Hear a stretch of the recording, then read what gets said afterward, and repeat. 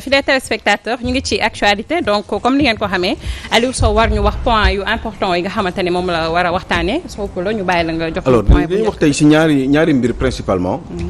muy d'abord Assemblée nationale dañu war a modifier l'article 87. modification boobu dafa war a jox possibilité au président de la République pour mu mën a dissoudre Assemblée nationale quand il le sent. nu mu ko sentiree alors que théoriquement une Assemblée nationale qui vient de naître il faut normalement ci yoon li mu wax mooy article 87 boobee il faut nga am ñaari at ci biir assemblée pour ñu am droit mën la dissoudre ki ko mën kenn kese la muy le président de la République bu dee en France c'est 18 mois l'Assemblée nationale am président bi am droit après 18 mois pour dissoudre ko. fii il faut 24 mois léegi Macky Sall dafa ñaan député yi. ñu am une majorité qui puisse leur permettre de dissoudre l'Assemblée nationale. Qui puisse lui permettre lui en tant que président de la République wala keneen beneen président mu wàccee Assemblée nationale maanaam mu éliminer ko. bu ñu defee ñaari at 24 mois ci biir assemblée. loolu mooy première bi. deuxième bi je voulais parler de l'autoconsommation du PASTEF. L'autoconsommation. waaw maanaam PASTEF. wax ci wolof comme ça ñu xam. wolof mooy PASTEF se désagrège. oh purée je sais plus PASTEF il faut mu dafay gën di perte ay cerveau am parce que tout simplement ñëpp ñu ngi leen di yóbbu ci kaso bi wala ñu ngi yóbbu seen bopp ci kaso bi. D'accord. au fur et à mesure li koy firndeel mooy démb. encore ou bërki démb El Malick secrétaire national chargé donc de la communication du PASTEF dañ ko téye au niveau je crois de la sûreté urbaine certainement peut-être comme dafa nekkoon ci ay conditions yoo xam ne waru woon mën a wax tout et n'importe quoi et ben parce que dañ ko takkaloon bracelet électronique et ben moom fu ñu toll nii boo sàgganee mën na delluwaat. comme li daloon donc Pape Alé Niang. D'accord. donc boobu mooy deuxième élément bi. je crois que c'est assez large li ñu ci mën a wax gudd na donc on va en profiter. ñu commencer rek peut-être par le premier ni ki tey ñu war a tàbbal ay projet de loi yu am solo fu fee ca pencum ndaw réew mi à 10h donc modification yooyu di daal article 29 ak 87 bi nga xamante ni tey jii yaa ngi koy évoquer tout de suite. 29 28 29 ak 30 bi. boobu code électoral la 87 bi mooy constitution bi. li nga xam ne moom mooy wax ni président de la République mën na dissoudre Assemblée nationale ci ñaari at problème bi mooy ban conséquence la nar a am par rapport à la séparation des pouvoirs li ñuy wax séparation des pouvoirs parce que dans un régime normalement suñu régime contemporain démocratique yi dafa am lu ñuy wax une séparation des pouvoirs selon dëkk yi nag façon séparation bi dafa bari boo demee dans des pays comme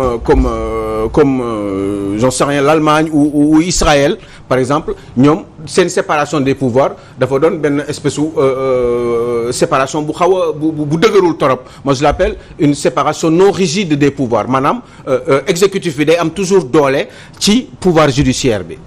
nga dem ci yenn dëkk yi nga xam ne comme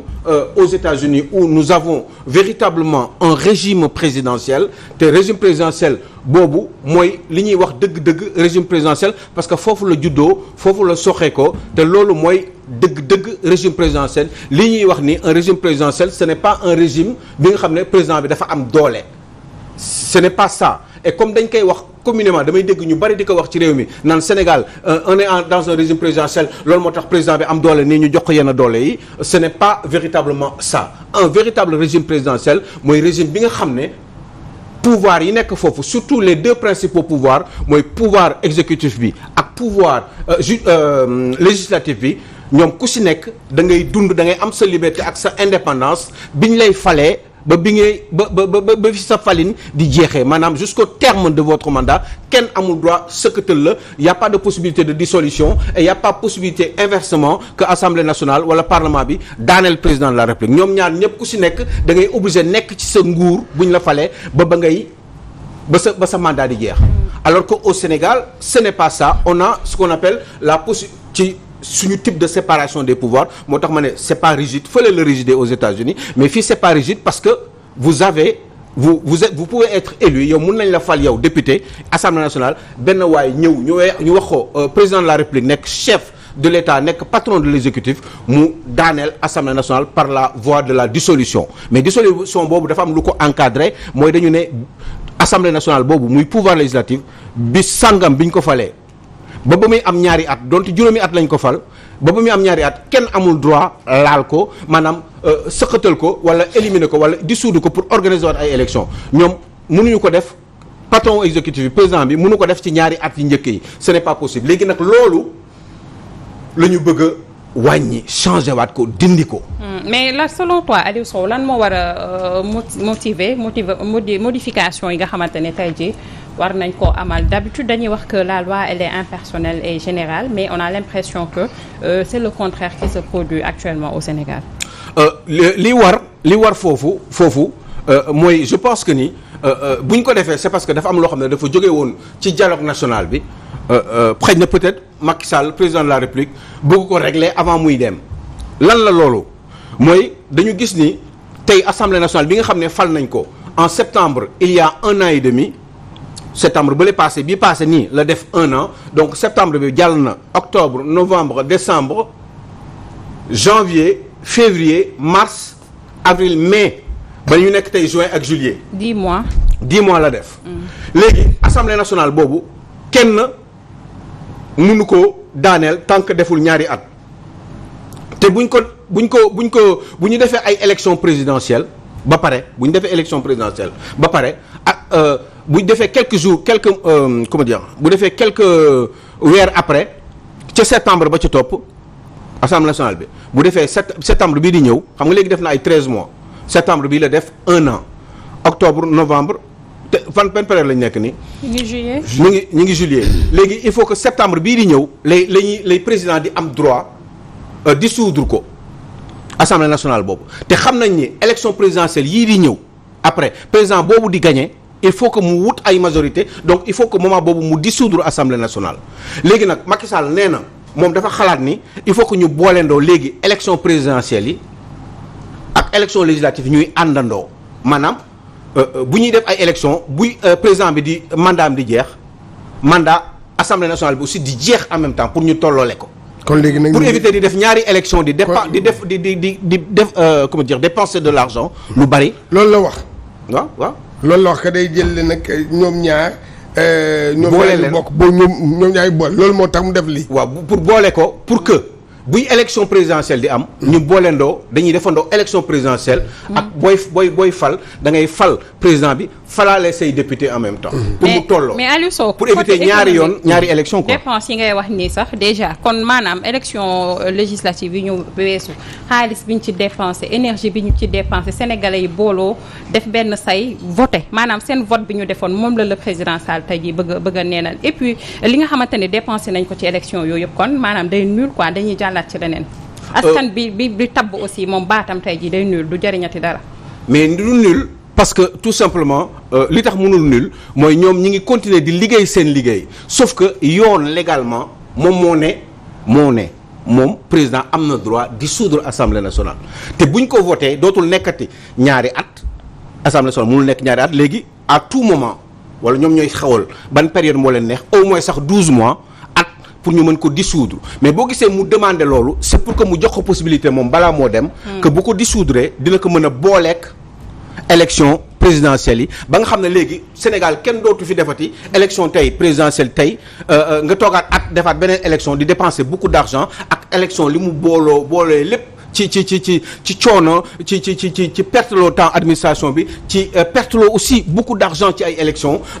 donc yooyu faisant ça fait que ni léegi dañu ne bu ñuy def élection yooyu lépp dañ koy defandoo ensemble am na dëkk yoo xam ne sax moment bi ñuy def élection présidentielle dañuy def élection législative yi ci lay même sax def élection locale yi lépp la ñuy defandoo en même temps nga xam ne kenn dootul waxatu élection ay proposition rek la ñuy nekk di def opposition bi de la part du pouvoir et puis pouvoir bi aussi di def lu ko neex par rapport ak moom ni mu gisee ak ni ñu ko falee donc muy jimbi di jaarloo na parce que on a constaté que il y a beaucoup de carambolage par rapport au système électoral sénégalais bi nga xam ne affaire yi amul homogénéité loolu nag bu fekkee nañ ko bëgg a lijjanti am na ñoo xam ne d'accord wuñu ci parce que beneen côté aussi dafa am dafa am lu ci loo xam ne mën na doon mën a gàllankoor démocratie parce que quand même quand on donne la possibilité à un monsieur déjà moom dooleem dafa am doole moom en tant que président de la République nga jox ko beneen possibilité nga xam ne léegi taf rek à tout moment rek mën nañ la fal léegi au bout de 3 mois Assemblée nationale président daaneelaat ko donc kon amaana dañuy gën di yokk parce que moom bés bu defee loolu ba dem président bii di ñëw loolu daf ko fiy fekk doole boobu moom daf koy jëriñoo léegi mun na ñëw am problème ak Assemblée nationale rek à tout moment buy doog a yegg si Assemblée nationale buy doog a yegg si mu ne dama koy nërmel parce que am naa droit dissoudre ko te bu boobaa aussi dinañ commencer di wax genre coup d'état constitutionnel te moment boobu ça serait légal parce que tout simplement Assemblée nationale bi moo ko voté donte intention première bi mooy di boole élection yu départ parce que loolu bu ñu ko xasee ba voté dafiy nekk te président bi bés bu demee keneen ñëw kooku lu ko neex lay def parce que mën na à tout moment yow suba teel Assemblée nationale bu bees am àndul ak moom mu ne bii baaxuma dama bëgg contrôler sama assemblée pour ñu may voter man li ma loi yi ma bëgg ndax man ma mën a dérouler sama bopp boobaa aussi dañuy gën a renforcer au lieu ñu wàññi doole président de la République dañ koy gën a renforcer moo tax ma xalaat ni est-ce que duñ ko def de manière exceptionnelle juste rek pour àndale ñaari élection yi ñuy àndandoo à chaque fois ba kenn dootu ko mën a dindi après bu ñu paree ñu changer ko xaw ma nag ban stratégie la ñu war a mën a taxawal pour que bu ñu koy def pour lii kese mooy tax ñu def ko parce que après mbir mi bu continuer kooku di ñëw comme président de la République dooleem day gën a yokku. ça va être benn jurisprudence aussi. jurisprudence. waaw mais moo tax yooyu ma ne la dañ ko waroon def rek à titre ponctuel ci ban stratégie il faut qu'on en parle on peut en discuter ak yooyu en profondeur mais. li am solo mooy buñ ko defee ba régler problème bi ba léegi boole élection yi après président bii di ñëw day am doole boobu nga xam ne tey Assemblée nationale mun nañ ñëw juddu rek waa ji def ñetti weer gis ni ci lii arrangé wu ko mu dissoudre ko parce que yoon moo koy may te bu boobaa aussi nit ñi dinañ coow mooy comme li ma doon wax rek ci mandat bale biñ koy lijjanti gars yi sóoraale wu ñu woon ni waroon nañ def disposition transitoire bi pour leeral ni yow Macky Sall sa juróom-ñaari at yi ci la bokk parce que bu ñu ko leeraloon coow du jib du kenn du ñemee di wax waaye leeraluñ ko ba semer un doute ba nga xam ne moom li ko fal du woon constitution bi nga xam ne kenn révisé gu ko woon avant d'accord ci juróom-ñaari at yi d'accord mais Aliou Sow xam nga man li ma doon wax sànq rek ci politicien wu Sénégal mooy que dañuy utiliser constitution bi wala loi bi selon ñoom seeni ay propre calcul absolument man affaire boobu man moo ma jaaxal ci pour loolu tax man gëwuma leen lu tax mooy lu mel noonu dëgg la sànq yow yaa ngi wax ci sa biir wax bi professeur Gassama nekkee fii yow nga ne dégg nga am na ñoo xam ne dañuy ci biir ci kaw ci légal mais dañ ci xëpp suuf xam nga loolu day xam ne yaa ngi ci légal dëgg la yaa ngi ci légal de waaye dañ ciy jël mais c'est comme ça aussi man li ma bëgg a xam moom mooy tey jii est-ce que am na urgence comme yoon nga est-ce que urgence la pour assemblée bii ñu dissoudre ko parce que damay revenir à l'élection de 2000 bii Abdou Diouf daanoo kii xam nga Ablaye Wade dafa ñëw bi mu gagné assemblée bi assemblée kii la woon assemblée boo xam ne verts yi ñoo fa nekkoon socialiste yi dafa dem c'est en 2001 lay soog a def lan lay soog a def assemblée def élection législative est-ce que moom pour tout simplement pour kii est-ce que mënul bàyyi bii mu dem ba kooku kii falu moom mooy xool moom mooy xool moom ndax am na urgence wala politique am mënu kaa def parce que assemblée bii permettre ko moom mu dissoudre man defe naa ne partout dans le monde bu ñuy dissoudre assemblée day fekk yow mi président nga xam ne yow mënuloo maanaam doxal sa politique parce que assemblée bi may ko est-ce que maanaam mënuloon bàyyi loolu. alors est-ce que am na urgence pour que assemblée nationale bi ñu dissoudre ko léegi est-ce que warul bàyyi ba président bi ñuy fal ñëw dissoudre assemblée nationale mais président boobu bu ñu ko falee ba pare ba mu toog il faut mu jël temps wam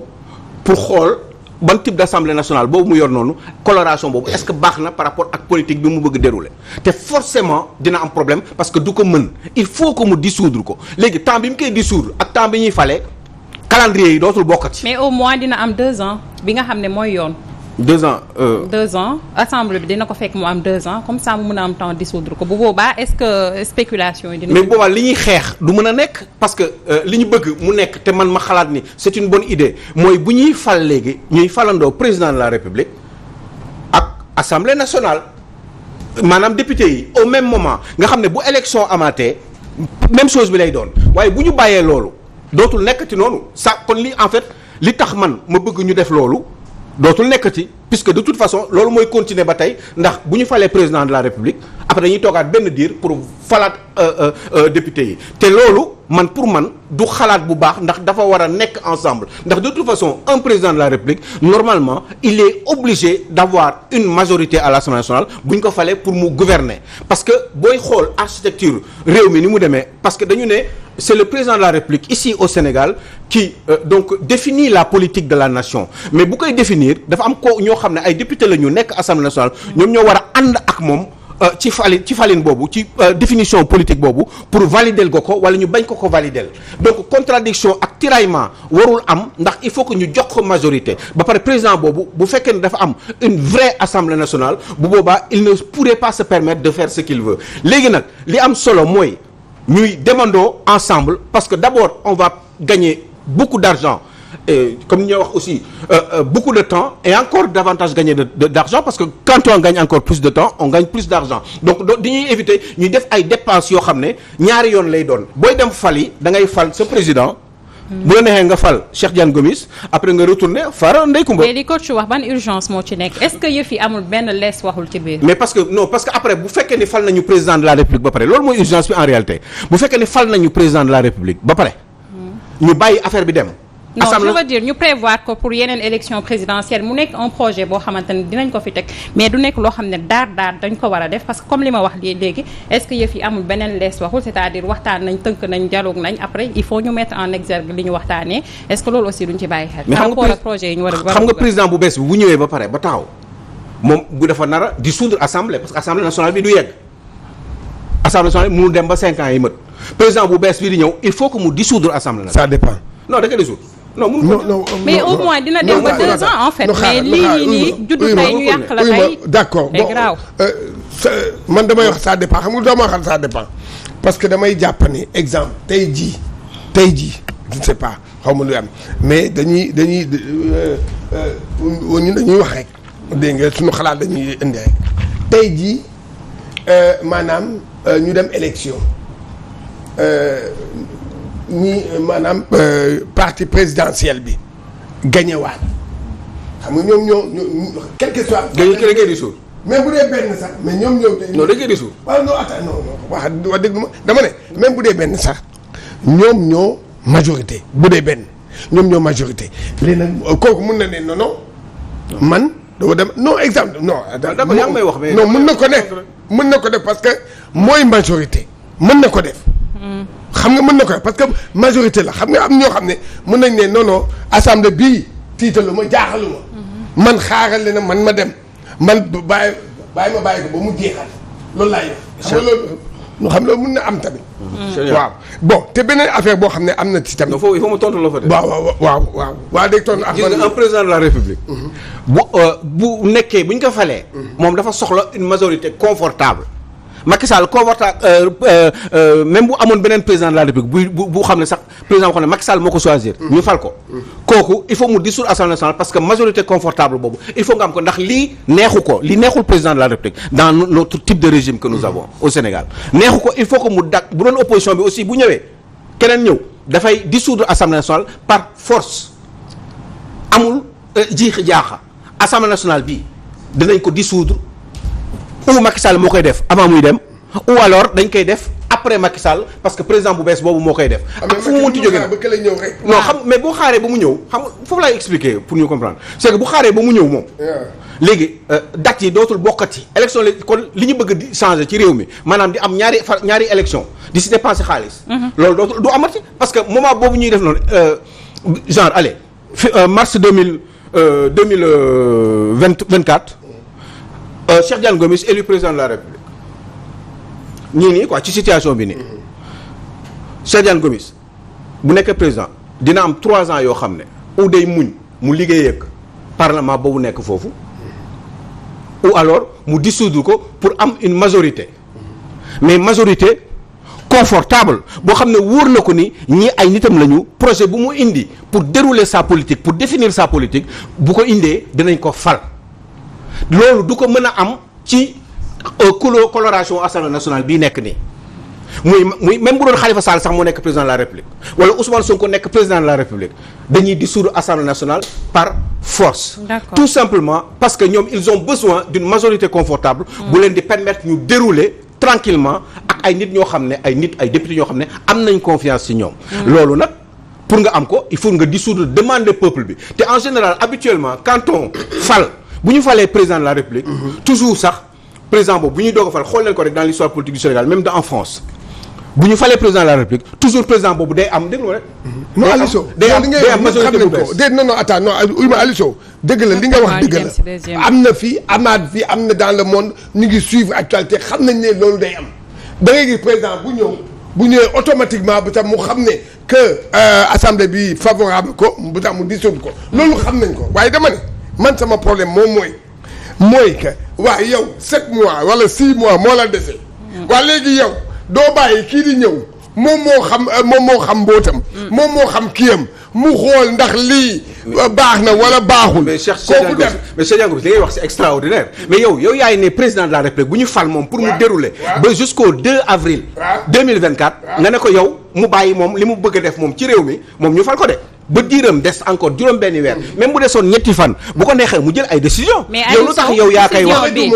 décision bi day engagé successeur am. et comme ni ma la ko waxee lii est-ce que amul beneen lees waxul parce que nag mën nañu jàll noonu ci deuxième sujet bi sax ñu jàllaale ci benn yoon. parce que non lees waxul. waaw lees waxul boobu noonu dañ ciy jàllaale ci lees waxul. mooy man li ma wax sax nga boo ma dégloo rek dinaa ñëw. dama ne politicien wu Sénégal. maanaam dañuy utiliser constitution bi wala kii loi yi maanaam à leur fin. man loolu laa lay wax dama ne est-ce que lii. mu def ni est-ce que amul leneen lu lalu ci ginnaaw. mais xam nga mënuñu leneen bu dee leneen nag may wax leneen la ñu waxtaan ci mais mënoon na leneen pour ñëw lii nii baax na ci benn côté. ba pare ne la sax am na lu ma la yokkaloon sax ma la dama ne la sax loolu après conséquences yi bon bi xam nga fan la man dinaa ko gis. après mooy président bii di ñëw encore dañu gën a yokk dooleem. d'accord Aliou Sow da nga wax ci deuxième sujet à part loolu mais côté bu baax bi xam nga mooy lan. mooy àndandoo di boolendoo élection présidentielle. ak loolu mooy côté bu baax mooy côté bu baax bi moom ci sama gis-gis. moo tax ma ne la est-ce que duñu mooy côté bu bon bi mooy président de la République bii di ñëw après dañ ko jox doole parce que mun na am assemblée nationale boo xam ne neexu ko tey. ñetti weer après mu dissoudre ko donc mun na créer une instabilité ba pare perte loo ñu de l'argent. donc li gën mooy. ñu jël une mesure exceptionnelle moo tax ma loolu ñoom ñoo xam. ban stratagème la ñu war a mën a teg pour jël une mesure exceptionnelle nga xam ne loolu dañ koy def rek pour exclusivement élection législative yi ak présidentielle yi ñu mën ko homogénéiser dafa am solo li nga wax mais si deuxième bi da nga wax l'autoconsommation du Pastef loolu nga wax mais tey maa ngi la naan ci lees waxul googu nga xamante ni war nañ ko yóbbu ci assemblée nationale est-ce que tey jii jëmuñu ci waajal pour dissoudre li nga xamante ni moo di Pastef te nag dissoudre Pastef ba pare bàyyi ko mu présent toujours à l'assemblée nationale loolu beneen affaire lay doon donc il faut nga def un pas pour mën a dem ci leneen donc ba tey ji boo ne l'autoconsommation du Pastef mën nañ ko jàppee tey ci même siège boobu ba tey l'autoconsommation du Pastef mooy par rapport au fait que ni ñoom seen tête de parce que kuréel toujours dafa am ay kilifa yu koy jiite donc dina am benn tête bu nekk ci kaw mais dafa am ay kilifa yu koy jiite te autoconsommation boobu sens bi may waxee mooy sens bi nga xam ne les têtes qui sont à l'intérieur de ce ou à la tête de ce ou au sommet justement de cette association qui est le parti politique qui s'appelle le PASTEF ñooñu dañu commencer di disparaître parce que dañ leen di jël ñii dañ leen nasaxal ñii dañ leen dugal ci kaso bi ñii dañu am ay problèmes ak justice donc amatuñu possibilité pour exécuter wu ñoom en tant que politique exécuter ñoom seen bopp en tant que politique te loolu baaxul ci parti politique parce que daf leen di permettre ñoom ñuy gën di wàññeeku di autoconsommer wu mooy day mel ni sondeel boo taal mooy consommer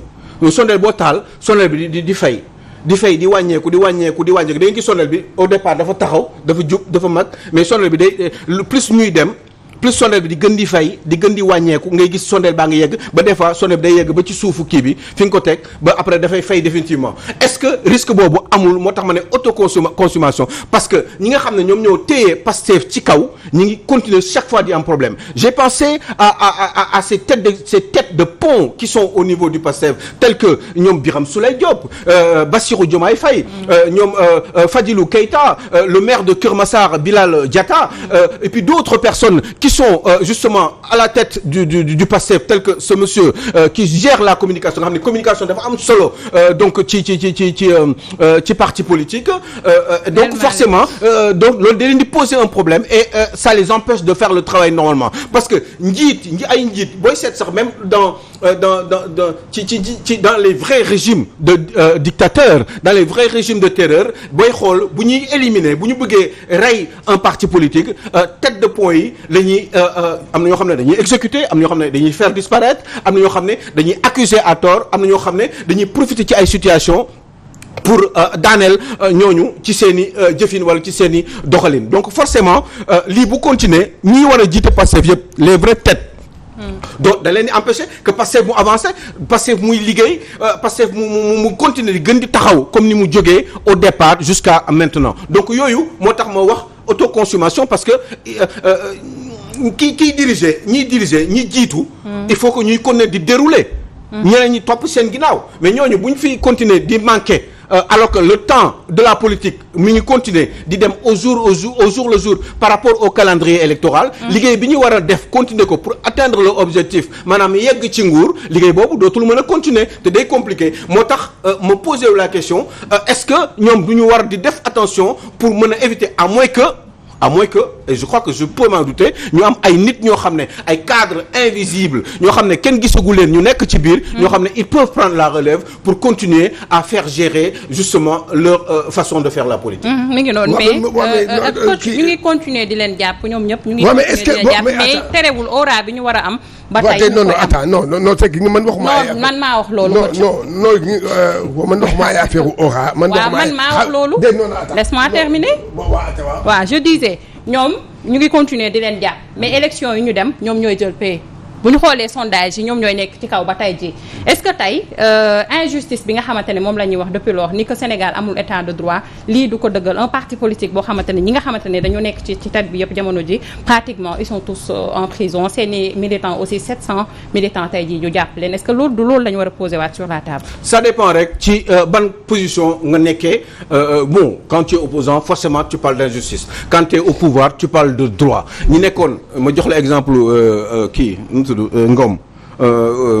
ñoom bi ñu nekkee arrêté Ousmane Ngom bi am na ñoo xam ne bi ñu nekkee ci opposition bi dañ ko doon xeex ne arrêté Ousmane Ngom bi dañ ko war a kii ni ñu ko wax dañ ko war a dindi c'est pas normal dañu war a fu leen neex war nañ fa def ay manifestations ñoom bi ñu ñëwee ça fait 11 ans que arrêté Ousmane Ngom boobu dindi wuñ ko alors que ñoom dañ ko doon xeex bi ko Ablaye Wade tegee ak Ousmane Ngom di ko dérouler ba ne parti bi kenn amul droit def fi ay manifestations ñoom bi ñu ñëwee loolu ñu doon xeex dañ ko continuer di ko fi bàyyi parce que ils sont au pouvoir donc un homme politique quand il parle fut-il un opposant fut-il un monsieur du pouvoir il n'a pas ce monsieur-là cet homme politique-là la même appréciation selon qu'il est dans l'opposition ou selon qu'il est au pouvoir parce que façon de gestion yi bokkul que day gérer boppam gérer la sympathie de ses militants pour accéder au pouvoir waaye kii aussi non seulement day gérer ses militants pour les conserver mais aussi pour assurer une sécurité dans le pouvoir moo tax xëy na à un moment donné ñoom bi ñu doon xeex bi ñu ñëwee ba yegg si ci nguur gi gis nañ ni c'est d'intérêt impérieux ou c'est de nécessité impérieuse ñu ne li ñu doon xeex kat ñoo ko dem moo tax dindiwuñ ko parce que bu ñu ko dindiwul te ñu ko doon xeex donc ñoom bi ñu demee ba toog ci nguur gi xam nañ ni ban importance la am loolu moo tax donc ñu ko ne di ko fi téye alors que bi ñu nekkee ci opposition ñi ngi ko doon xeex moo tax ma xalaat ni aussi comme ni nga ko waxee Salma ci Pastef ñëwee tam ce sera la même chose mais xam nga lu tax parce que xam nga lu tax parce que à un moment donné position bi ngay taxawee mooy position chef de l'État position ñoo xam ne dañuy gérer réew di gérer ay intérêts yoo xam ne population bi duñ ko xam intérêt stratégique lay doon wala sax géostratégique c'est comme quand on dirait diw dégage mais si tu le dis tu peux pas être président de la République pour dire une chose pareille des fois booy xalaat sax ni di politique dem ba ci biir di nga commencer sax di changer avis parce que tout simplement gis nga ni li nga doon wax erreur la da ngay commencer di changer ce comportement parce que xam nga ni yow am nga chance pour nekk ci nguur gi te loolu ngay wax noonu boo ko continuer di ko wax say chance day wàññeeku wala bés bu yàlla defee sax nga yegg si par hasard nga yegg ci nguur doo ko mën a exécuter te boobaa nit ñi dinañ la mere parce que yow yaay doon wax diw dégage léegi comme diw dégage te yegg si nga ci nguur gi fait dégager diw te boobaa yow doo ko mën a def te doo ko mën a expliquer moo tax ce sont les Sénégalais qui doivent justement ñu leen di jox ay informations ñu xam lan mooy intérêt géostratégique gu àdduna bi Sénégal mooy kan Sénégal ñaata la am Sénégal yan droit la am Sénégal est-ce que mët na sëkk am na autosuffisance bu doy pour boppam pour doxal moom nu ko neexee ci àdduna bi parce que tout simplement quand on est dépendant on n'est pas véritablement indépendant. mi ngi noonu waxtu wi xooj nañu coach tu as quelque chose à dire. non parce que man li ma doon wax rek man bon li dafa mel ni daal vraiment parce que moom wax na ko Aliou Sow wax nga ko ci biir say wax. saa yow nga ne wa dégg nga ñëw. xam ne que yow que dañ lay maanaam yow dañ la bëgg a disu xam nga yow dañ la bëgg a def lii comprendre nga mais man c'est que li may waxaat encore une fois rek damay utiliser sama terme bi moom mooy maanaam politique bu set dafa nanguwul maanaam nga gis nit yow ngay jël constitution bi wala loi bi di koy utiliser pour éliminer maanaam pour éliminer sa ay adversaire man loolu laa jàpp dans cette affaire là. man waaw dans cette affaire là nga man li ma ci gis moom mooy saa yu ñu yeewoo ñu ngi commencé di démanteler par exemple jël nañ Sonko jël nañ ko nee nañ ko fii dootoo fi bougeti ñu jël ay nitam ñu ci topp ñëpp dugal leen tey ci kaso bi donc à la fin moom mooy ñi doon wax ne que ñi may doon dégg ne Pastef bii dañ koy dissoudre man de dëgg man maa ngi bëgg a gëm ñooñu. gisaane boobu yaa ngi koy bëgg a gis. mais man de mun naa la waatal dara. waaw man de maa ngi bëgg a. man de mun naa la waatal dara. waaw mooy boo nekkee ci nguur. waaw ni ngay doxalee. ak boo nekkee ci opposition mënul benn. parce que boo nekkee ci nguur. yow intérêt réew ngay wax. te dafa am yoo xam ne da nga koy teg sa loxo. mu am mu diis ci yow nga war ko sauvegarder pour des raisons x y yoo xam ne ci biir nguur gi ngay gérer ngay xamee loolu. moo tax ngay def yenn yi. moo tax l'État des fois. n'est pas obligé d'être pitoyable. d'accord mi ngi noonu waxtu wi fi mu ne daf ñu xoj. lu leer la jusque dama seetlu à chaque fois leaderu Pastef yu bëri ay à travers seen wax lañ leen di jàppee donc pour solution est-ce que duñu xoolaat seen stratégie de communication. exactement pour que vu que ñoom ci loolu lañ leen mën a jàppee ñu gën a xoolaat ni ñuy communiquer même sax bu amee ay informations yu ñuy jàllale ñu xoolaat ko bu baax a baax ak façon bi ñu koy waxee pour mën a contourner yenn bu fekkee stratégie la pour jàppale ñu mën ko contourner. waaw damay dëggal parce que ñu ci bare qu'on se dise la vérité. Sonko tamit des fois day passer à côté de sa communication. moo koy dugal ci yenn yi. parce que man dama jàpp ne moom am na yu bari yoo xam ne dugg na ci moom communication moo ko kay kon kañ dafa am ni dafa ne mu ne bu ma xamee ne Aliou Sow mii man lay wut. bravo man mii lay wut. dama koy moytu. parce que stratégie la. politique stratégie pas parce que damaa ragal. stratégie la mais li ngay wax dafa am solo tellement. mais li ma si jaaxal Ousmane Sonko li mu fi wax yëpp mi ngi këram ñu ngi ko bàyyi mu toog. waaw loolu laa lay wax dama ne gis nga lii yëpp am na noo xam ne bu ko doon def ci communication amaana maanaam yenn yii du ko mën a dal. te même buñ ko jëloon buñ du xalaat dinañu xam ne xam nga yow bu waale ñu ñëpp dañ ne kii daal waxul dara.